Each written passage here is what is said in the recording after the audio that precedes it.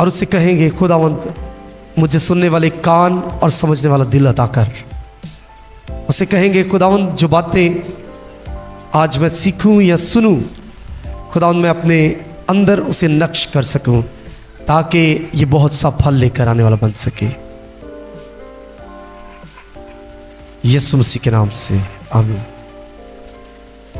आज मैं बात करूंगा Holy Spirit in Old Testament, रूहुल कुद्स अहद अतीक के अंदर या रूहुल कुद्स पुराने अहदनामा में। तो आए इसके लिए हम एक हवाला पढ़ेंगे, मेरे साथ निकालिए योएल नबी का सहीफ़ा, उसका दूसरा बाब और उसकी 28वीं और 29वीं आयत। प्लीज़ जो आप कलाम सुनते हैं उसको सुनकर समझा भी करें। योएल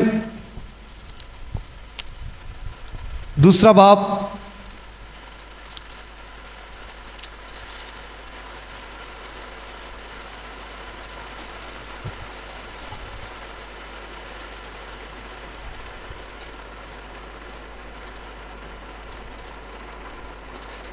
और उसकी 28वीं और 29वीं आयत। जी भाई फरियाद।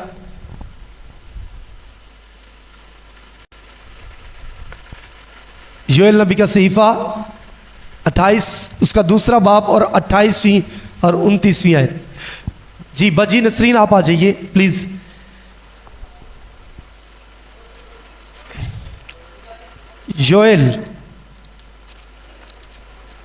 योएल की किताब पुराने अहदनामा में और हिजकियेल, होसिया और फिर योएल।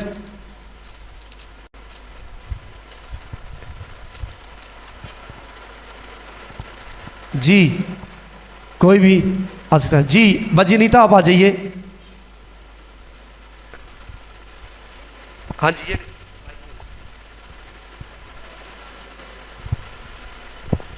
पाकलाम में से हमारे लिए आज की तलावत योएल नबी उसका दूसरा बाब 28 से 29 आयत।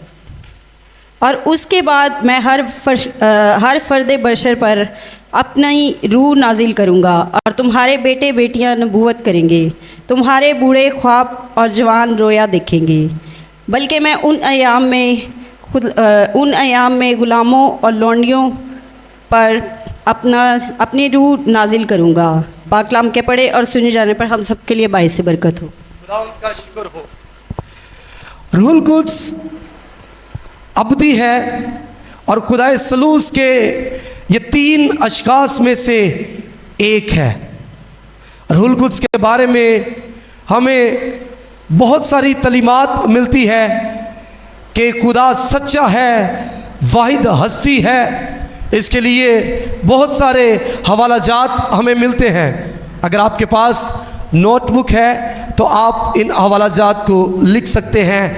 इस्तिस्ना की किताब 6ठा बाब उसकी 4 आयत, यसाया 45वां बाब और उसकी 21वीं आयत, पहला कुरिन्थियों 8 बाब 5वीं और 6ठी आयत, इफिसियों 4 बाब 6ठी आयत, पहला तिमोथियस 2 बाब और उसकी 5वीं आयत, जिनमें हमें खुदा सच्चा है, वाहिद है, उसके बारे में ये हवाला जात मिलते हैं। आज बहुत सारे हवाला जात मेरे पास हैं। मैं चाहता हूँ आप ज़रूर अपनी नोटबुक पर उसे नोट कीजिए। आज का टॉपिक बड़ा इंटरेस्टिंग है और अहद अतीक में किस तरह से रूहुल कुद्स ने काम किया, पुराने आदनामा के अंदर नबियों पर किस तरह रूहुल कुद्स जाहिर हुआ और रूहुल कुद्स ने किस तरह से उनकी ज़िंदगी के अंदर काम किया, आज हम सीखेंगे। और हम देखते हैं जिसने अपने आप को 3 फ़र्क लेकिन बाहमी तौर पर जुड़े हुए और मुकम्मल तौर पर यकसा अशखास की सूरत में जाहिर किया, यानी बाप, बेटा और रूहुल कुद्स। अगर हम हवाला जात देखें तो मत्ती रसूल इसके बारे में कहता है कि बस तुम जाकर सब कौमों को शागिर्द बनाओ। ये हवाला हमें मत्ती 28वें बाब उसकी 19वीं आयत में मिलता है और वो कहता है और उनको बाप, बेटे और रूहुल कुद्स, यानी कि यहाँ पर वो तीनों को जाहिर करता है के नाम से बपतिस्मा दो। फिर मरकस 1 उसकी 9 से 11 आयत में, और उन दिनों ऐसा हुआ कि यीशु ने गलील के नासरत से आकर यरदन में यूहन्ना से बपतिस्मा लिया। यहाँ पर यीशु का जिक्र मिलता है। और जब वो पानी से निकलकर ऊपर आया तो फिलफर उसने आसमान को फटते और रूह को कबूतर की मानित अपने ऊपर आते देखा, और आसमान से आवाज़ आई कि तू मेरा प्यारा बेटा है जिससे मैं खुश हूँ। यहाँ पर भी बाप, बेटा और रूहुल कुद्स हमें दिखाई देते हैं। फिर दूसरा कुरिन्थियों 13वां बाब उसकी 14वीं आयत में मुकद्दस पौलुस रसूल खुदावंद यीशु मसीह का फज़्ल और खुदा की मोहब्बत और रूहुल कुद्स, यहाँ पर भी हम तीनों अशख़ास को जो तसलीस का तीसरा तीनों अकनू में है इनको हम देखते हैं। फिर पहला पत्रस और उसका पहला बाब उसकी दूसरी आयत में, और खुदा बाप के इल्म साबुक के मुआफिक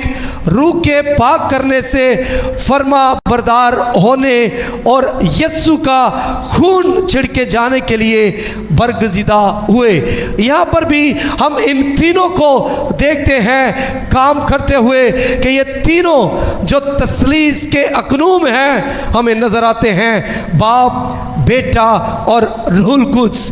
और ये तीनों जो हैं इल्म इलाही की इस्तिलाहात में एक खुदा के इन तीन फ़र्क वजूदों में होने को जो बाहमी तौर पर एक दूसरे के साथ मुंसलिक, यकसा और बराबर हैं, तसलीस का नाम दिया गया है। अगरचा के एक में तीन यानी तसलीस के तसव्वुर की इंसानी दुनिया में बराबरी या यकसानियत की कोई मिसाल नहीं मिलती, तो भी ये तसव्वुर मुकम्मल तौर पर किताब मुक़द्दस की तलीमात के मुताबिक है और खुदा की पचीदा ज़ात या फितरत को दुरुस्त तौर पर समझने के लिए ज़रूरी भी है। अगरचा रूहुल कुद्स की पूरी कुदरत और मकसद यीशु की खिदमत से पहले और बाद में जो कि ईद पेंतिकोस के दिन तक पूरे तौर पर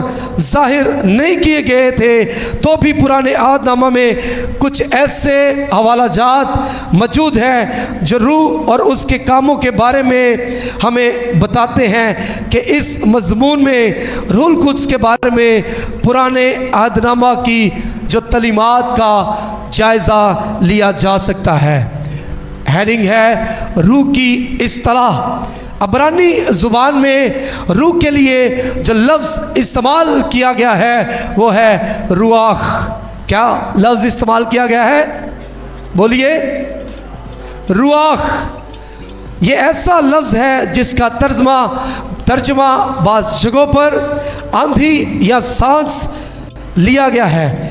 इससे मुराद ये है कि खुदा सांस या खुदा की तरफ से आने वाली आंधी के बारे में पुराने अहदनामा के हवालाजात खुदा के रूह के काम को बयान करते हैं, जिसे हम पैदाइश जेनेसिस चैप्टर 2 वर्स 7 में देख सकते हैं। इसके अलावा हिजकियल 37वां बाब और उसका 9वां बाब उसकी 10वीं और 14वीं आयत में हम देख सकते हैं। पुराने अहदनामा में रूहुल कुद्स का काम, रूहुल कुद्स ने किस तरह से पुराने अहदनामा में काम किया हम देखते हैं। पैदाइश की किताब उसका पहला बाब और उसकी दूसरी आयत के अंदर बाइबल बयान करती है कि खुदा की रूह जो थी वो पानियों की सतह पर जुम्बश करती थी।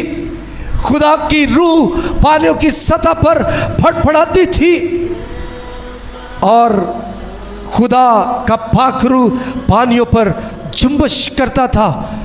पैदाइश 1 उसकी दूसरी आयत में खुदा के तख्लीकी काम की तैयारी जो कि खुदा का पाक रूह कर रहा था, दुनिया को इसने शक्ल दी और तमाम काम जो थे इसने किए।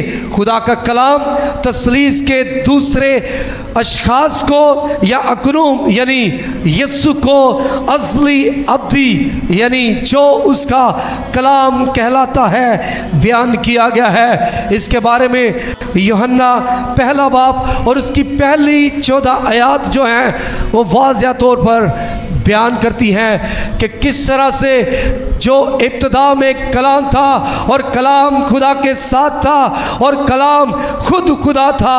यहाँ पर हम तसलीस को देखते हैं कि खुदा बाप, खुदा बेटा और रूल कुद्स जो है वो हमें नज़र आता है। और रूल कुद्स जो दोनों ही तख्लीक के काम में हमें मुतहर्रक एक दूसरे के साथ जुड़े हुए नुमाइंदे नज़र आते हैं। अगर हम देखें तो पुराने आदनामा के अंदर अय्यूब की किताब उसका 26वां बाब और उसकी 13वीं आयत के अंदर आए, निकालिए मेरे साथ हवाला, अय्यूब 26 बाब और उसकी 13वीं आयत। यहाँ पर खुदा अपना दम फूंकता है, अपने रूह को फूंकता है और बाइबल बयान करती है उसके दम से आसमान आरासा होता है। इसका मतलब खुदा का रूह फूंका गया और तख्लीक का काम हुआ।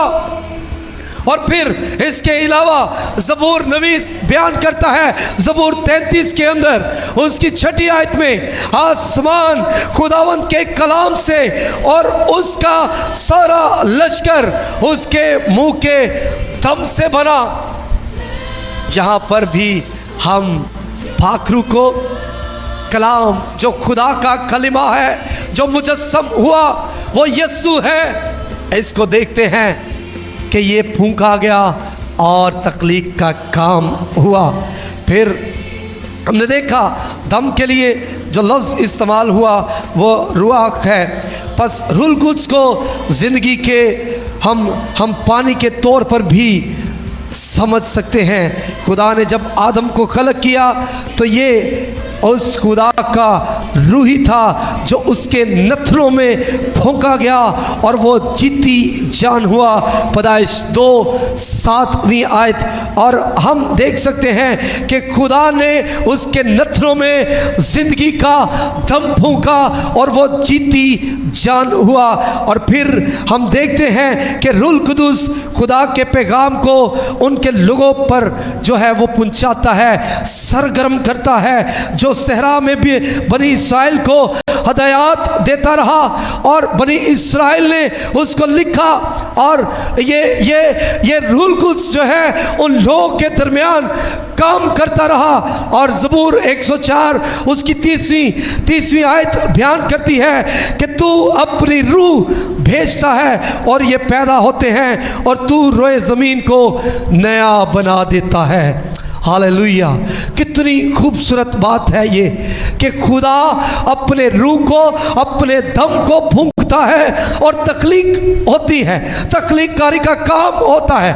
आसमान बन जाता है, ज़मीन बन जाती है, कायनात और कायनात का ज़र्रा वजूद में आ जाता है। और ये सारा खुदा के दम के फूंकने से होता है। और हम देखते हैं बनी इस्राएल कौम पर जब खुदा अपने रूह को भेजता था तो खुदा के रूह के वसीला से लोग किताबें लिखते, शायराना गज़लें लिखते।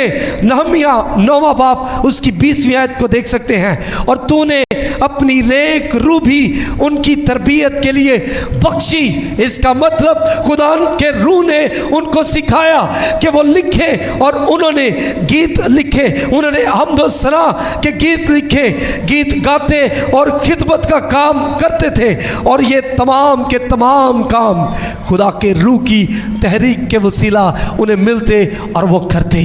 मेरे अजीज़ों, ये खुदा का रूह है, ये खुदा का पाक रूह है जो काम करता है। और खुदा के पाक रूह ने उनके दरमियान ये काम किए। और हम देखते हैं दूसरा सैमुअल, आए मेरे साथ निकालिए इस हवाले को। खुदा का पाक रूह जब वो परेशानी में होते, जब दुश्मन फौज उन पर गालिब आने वाली होती, तो ये लोग खुदा के पाक रूह की रहनुमाई से काम करते। निकालिए मेरे साथ हवाला दूसरा सैमुएल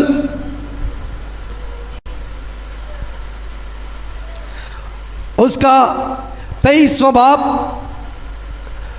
और उसकी दूसरी आयत। खुदा का कलाम बयान करता है, खुदावंद की रूह ने मेरी मार्फत कलाम किया और उसका सुखन मेरी जुबान पर था। ये काम खुदा का पाक रूह करता है। पुराने अहदनामा के अंदर हमें बहुत से हवालाजात मिलते हैं और यही काम न्यू टेस्टामेंट के अंदर जब पलूस और सलास कैद खाना के अंदर हैं, फिलिप्पी के कैद खाना के अंदर एक औरत जिसके पास गैब की रूह थी और वो गैब के कामों से क्या करती थी, उनके लिए पैसा कमाया करती थी। लेकिन जब पलूस और सलास ने उसे छिड़का तो उसे उनके खिलाफ बगावत की और उसे पकड़कर क्या किया, कैद खाना में डाल दिया। ये खुदा का पाक रूह है। खुदा का पाक रूह काम करता है मेरे अजीज़ों। और पलूस और सलास ने दलेरी के साथ पाक रूह की तहरीक से, पाक रूह की हदायत से उस कलाम को उन पर जाहिर किया। अमाल 16वें बाब के अंदर हमें यह हवाला मिलता है। इसी तरह से खुदा का रूह उसके नबियों को तरीक देता है कि वो उसके पैगाम को दलेरी से बयान करें और उसका कलाम लोगों तक पहुँचाए। पुराने आदनामा के अंदर बहुत से हवाला जात हैं। अगर आप लिखना चाहते हैं तो आप लिख सकते हैं। गिनती 11वां बाब 29वीं आयत, पहला सैमुएल 10 बाब और उसकी 5वीं 6वीं आयत, फिर 10वां बाब उसकी दूसरी, फिर 10वीं आयत और फिर दूसरा तवारीख उसका 20वां बाब 14वीं आयत, फिर 24वां बाब उसकी 19 और 20वीं आयत आप पढ़ सकते हैं। फिर यशाया 61वां बाब और उसकी पहली 3 आयत, मिका 3रा बाब 8वीं आयत, जकरिया 7वां बाब 12वीं आयत, फिर दूसरा बाब, दूसरा पत्रस पहला बाब और उसकी 20वीं 21वीं आयत। खुदा के पाक रूह ने इन यहाँ पर इन हवाला जात में हम देख सकते हैं कि खुदा के पाक रूह ने इनकी ज़िंदगी के अंदर काम किया और इन्होंने खुदा के कलाम की खिदमत लोग के दरमियान की, बनी इस्राएल कौम के दरमियान की, यहूदियों के दरमियान की। खुदा ने इनके वसीला से अपने पाक रूह को भेजा और इनसे खिदमत का काम लिया। ये खुदा का पाक रूह पुराने आदनामा के अंदर हमें काम करता हुआ नज़र आता है।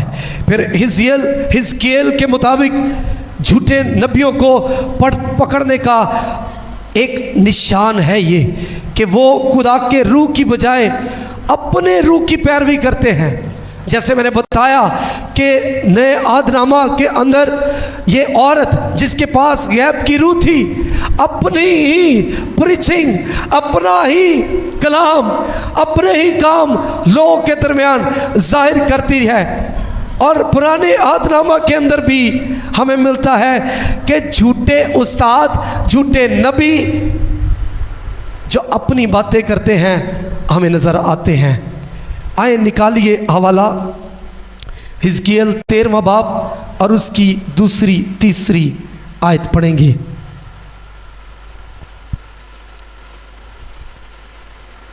तेरहवां बाब और उसकी दूसरी तीसरी आयत कि ए आदमजात, इस्राएल के नबी जो नबूवत करते हैं उनके खिलाफ क्या कर, नबूवत कर, और जो अपने दिल से बात बनाकर नबूवत करते हैं उनसे कह खुदावंद का कलाम सुनो।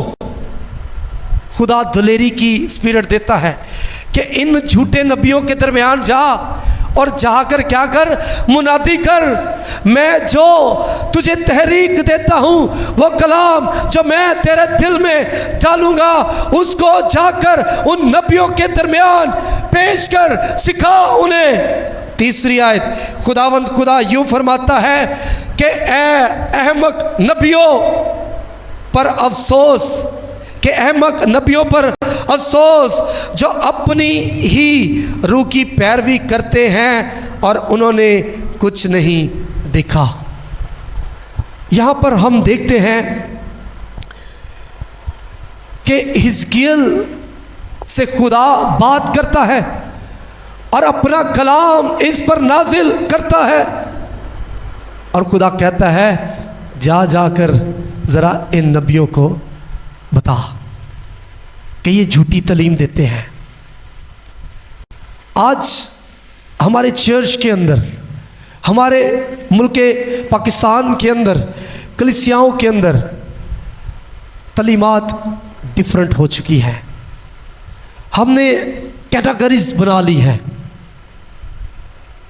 कैटेगरीज। आज आपको बाहर कॉलोनी के अंदर, लाहौर शहर के अंदर, लाहौर शहर से बाहर बहुत से पास्टर्स, बहुत से रसूल, बहुत से डीकन, अपोस्टल्स, मुबशर नज़र आएंगे। लेकिन गौर खोस बात, क्या वो सही तालीम दे रहे हैं? क्या सही टीचिंग, क्या वो जो खुदा के कलाम ने उन्हें सिखाया, या वो जो खुदा का कलाम उनसे बात करता है कि ये काम तूने करना है, वो कर रहे हैं? ये किस तरह से हो सकता है? खुदा के रूह से।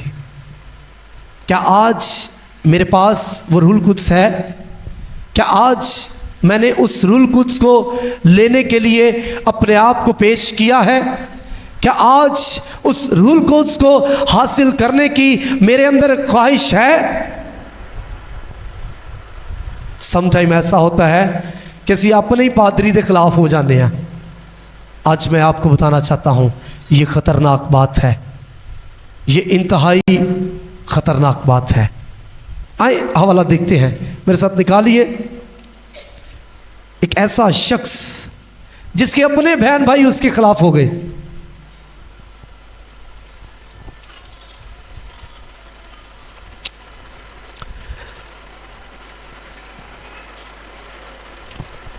गिनती की किताब उसका 12वां बाब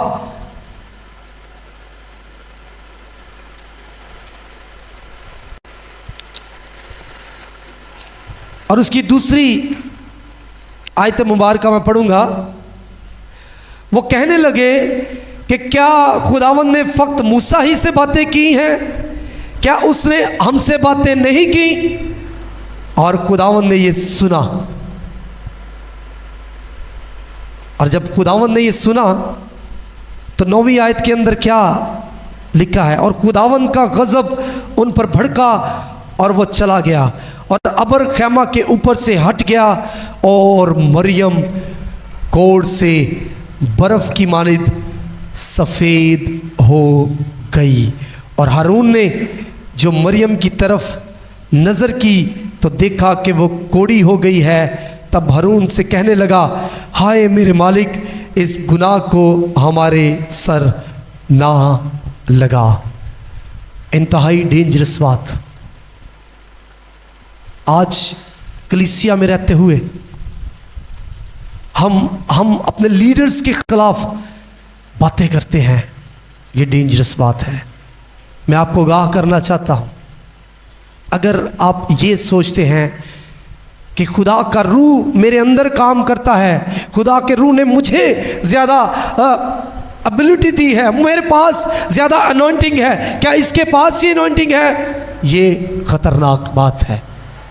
मूसा सही तरह से बोल नहीं सकता था, खुदा ने उसको चुना।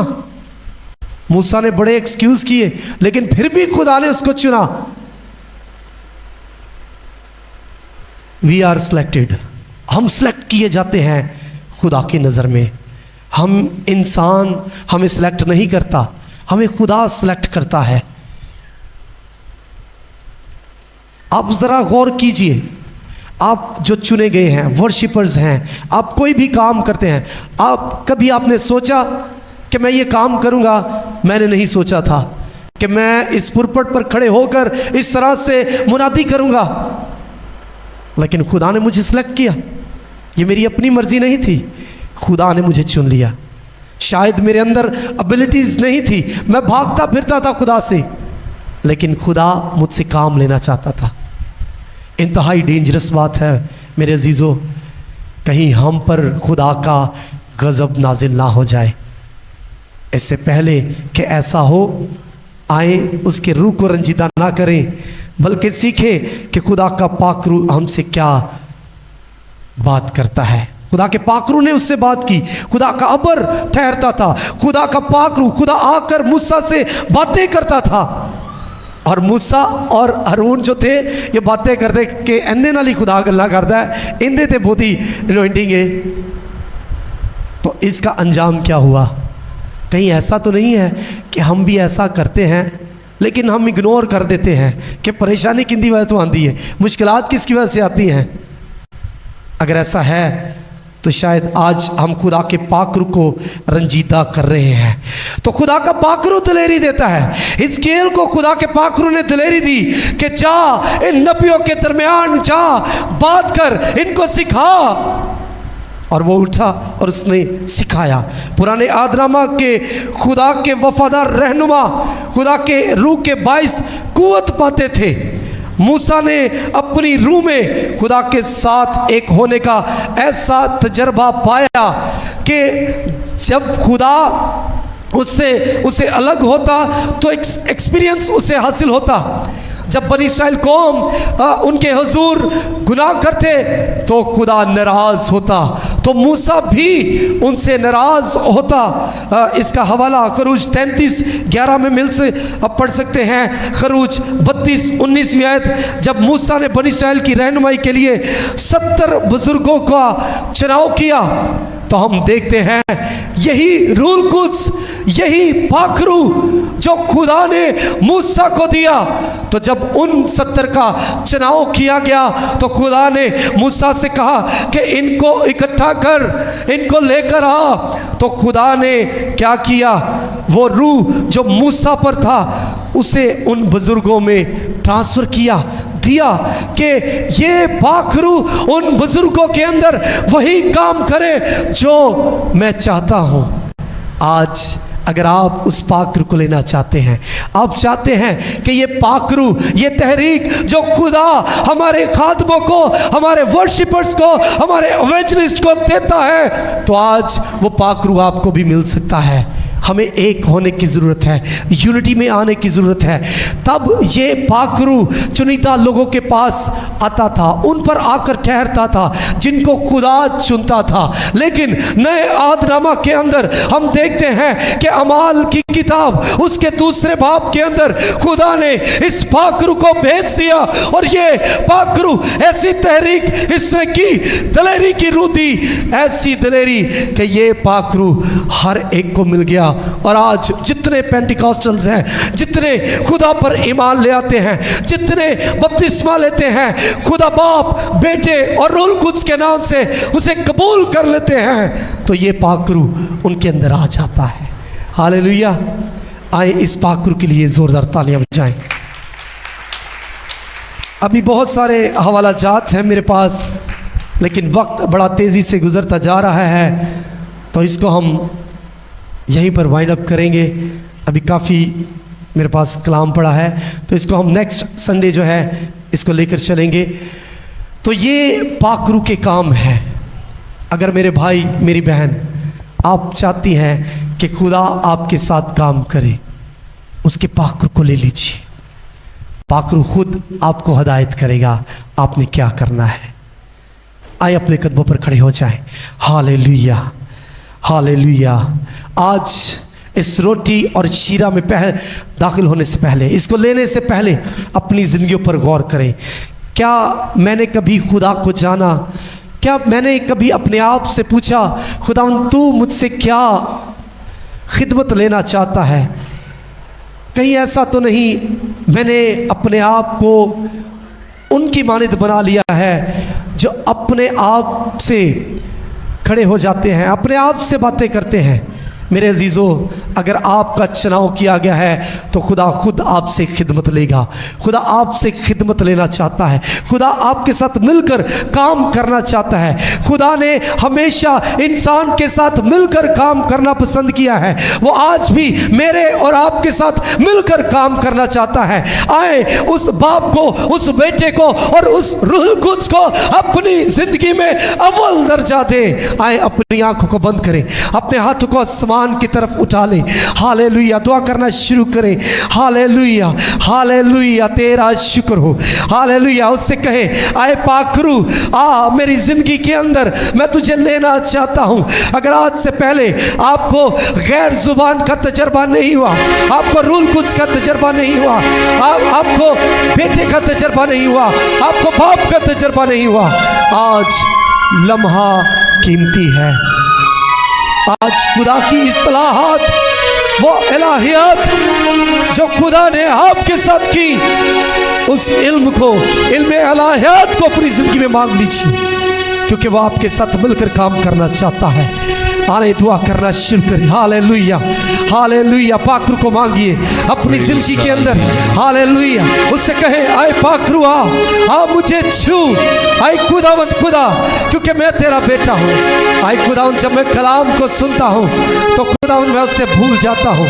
उसे कहे, अपने पाखरू को भेज ताकि वो तेरे कलाम को समझने में मेरी मदद करे। हालेलुया, हालेलुया, दुआ कीजिए, एक दूसरे के लिए दुआ कीजिए, चर्च के लिए दुआ कीजिए।